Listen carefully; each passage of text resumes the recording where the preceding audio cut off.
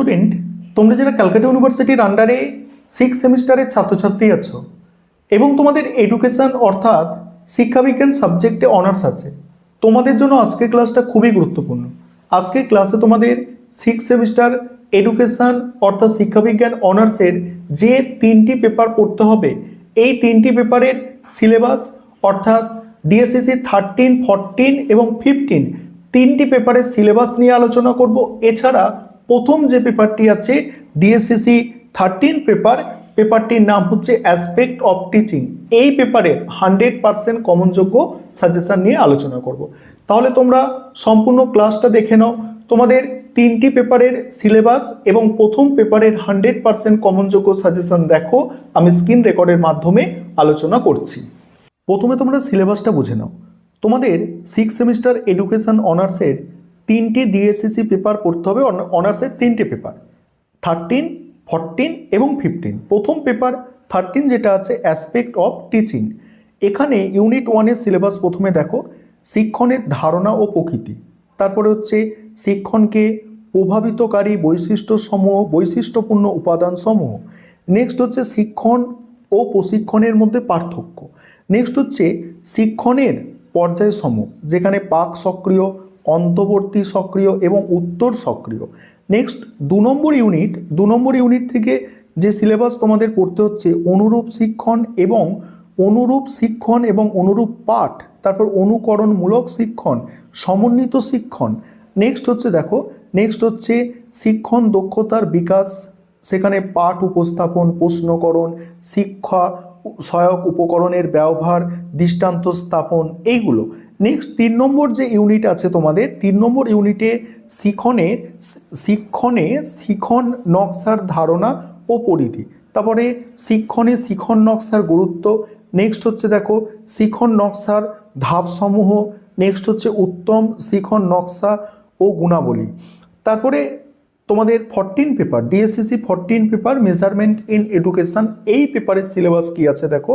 প্রথমে ইউনিট 1 থেকে হচ্ছে শিক্ষাগত ব্যবস্থাপনা, তার ধারণা পরিধি, শিক্ষাগত ব্যবস্থাপনার নীতিসমূহ। নেক্সট হচ্ছে উত্তম ব্যবস্থাপনার বৈশিষ্ট্যসমূহ। নেক্সট হচ্ছে সংগঠন ও ব্যবস্থাপনার মধ্যে পার্থক্য। নেক্সট হচ্ছে ইউনিট টু হচ্ছে দেখো ব্যবস্থাপনার প্রক্রিয়া, অর্থ ও ব্যবস্থাপনা কার্যাবলী। নেক্সট হচ্ছে ব্যবস্থাপনার প্রক্রিয়ার উপাদানসমূহ, পরিকল্পনা, সংগঠন, কর্মী সংস্থান, নির্দেশনা, সমন্বয় সাধন, নিয়ন্ত্রণ, পেশনা, যোগাযোগ। নেক্সট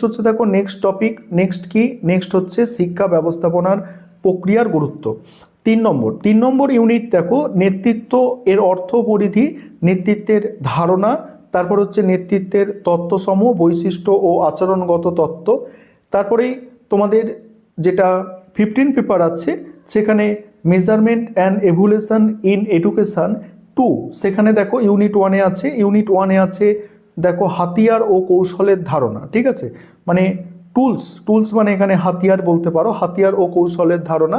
নেক্সট হচ্ছে অভিক্ষা বা পরীক্ষার হাতিয়ার, সেখানে হচ্ছে শিক্ষাগত, এগুলো দেখে নাও। এখানে কিছু সাব টপিক আবার তোমাদের পড়তে হচ্ছে। তারপরে হচ্ছে অপরীক্ষণ হাতিয়ার সমূহ, কিউমুলেটিভ রেকর্ড কার্ড, এগুলো। নেক্সট হচ্ছে কৌশল সমূহ, সাক্ষাৎকার আর পর্যবেক্ষণ। ইউনিট টু হচ্ছে অভিক্ষা ও টেস্টের ধারণা। এখানে একটি উত্তম অভিক্ষার বৈশিষ্ট্য সমূহ, সেখানে বস্তুনিষ্ঠতার ধারণা। তারপর হচ্ছে দেখো নির্ভরযোগ্যতার ধারণা এবং নির্ভরযোগ্যতা নির্ধারণের পদ্ধতি সমূহ। নেক্সট হচ্ছে যথার্থতার ধারণা ও ধরন। নেক্সট হচ্ছে নমস্য বা মানক এর অর্থ ও ধারণা। নেক্সট হচ্ছে ব্যবহারযোগ্যতার ধারণা। নেক্সট হচ্ছে পারদর্শিতার অভিক্ষা, গঠন এবং আদর্শায়নের ধাপসমূহ। এবং তোমাদের ইউনিট 3 দেখো পাঠ্যক্রম মূল্যায়ন, তারপরে কর্মসূচি মূল্যায়ন, এইগুলো হচ্ছে ইউনিট 3-এর সিলেবাস। এবার সাজেশন দেখো।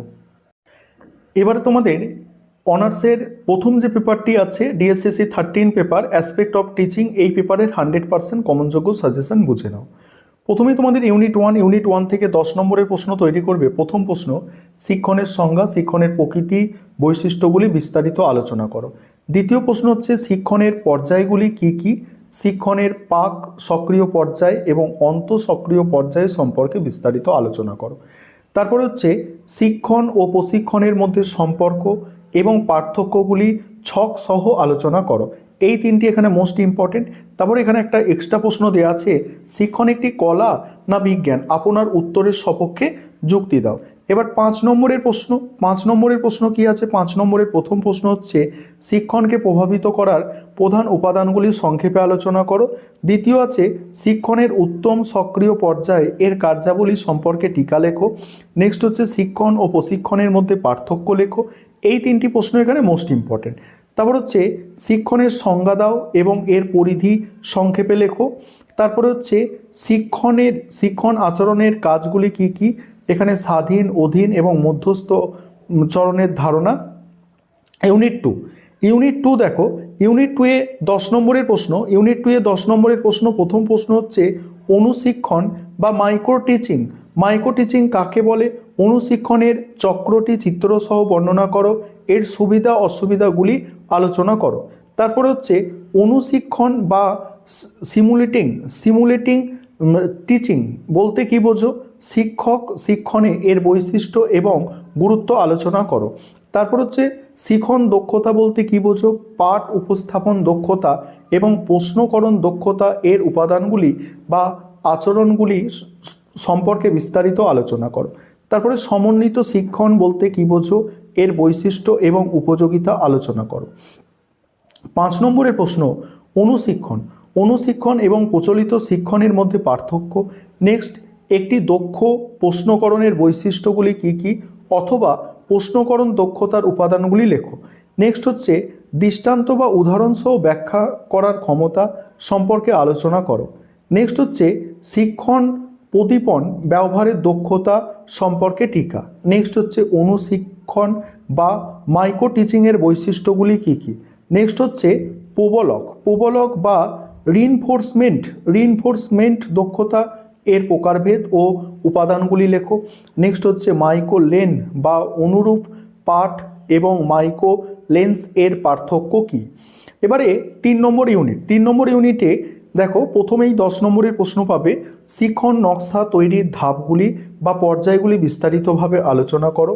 তারপরে আছে শিক্ষণ নকশা কাকে বলে? শিক্ষাক্ষেত্রে বা শ্রেণীকক্ষে শিক্ষণ নকশার গুরুত্ব ও প্রয়োজনীয়তা আলোচনা করো। নেক্সট হচ্ছে একটি উত্তম শিক্ষণ নকশার গুণাবলী বা বৈশিষ্ট্য বিস্তারিত আলোচনা করো। নেক্সট হচ্ছে শিক্ষণ নকশার সংজ্ঞা দাও, এর পরিধি সম্পর্কে বিস্তারিত লেখো। তারপর 5 নম্বরের প্রশ্ন, শিক্ষণ নকশা এবং পাঠ পরিকল্পনার মধ্যে পার্থক্য। নেক্সট হচ্ছে শিক্ষণ নকশার সংজ্ঞা এবং এর দুটি গুরুত্ব লেখো। নেক্সট হচ্ছে শিক্ষণ নকশার মনস্তাত্ত্বিক ভিত্তি সম্পর্কে সংক্ষেপে লেখো। নেক্সট হচ্ছে উত্তম শিক্ষণ নকশার যে কোনো 5টি গুণাবলী লেখো। এই হচ্ছে তোমাদের সম্পূর্ণ সাজেশন।